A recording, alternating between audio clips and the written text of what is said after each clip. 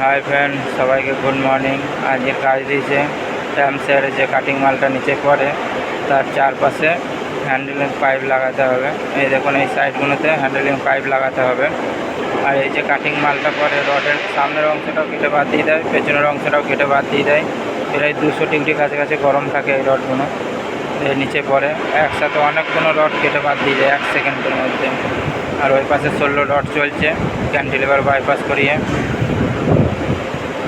এখানে কাজ চলছে, ওয়েল্ডিং হচ্ছে। আর মাঝের পাইপটা লাগানো বাকি আছে, উপরেরটা লাগানো হয়েছে। মাঝের পাইপটা লাগিয়ে দিলে পরেই হয়ে যাবে কাজ শেষ।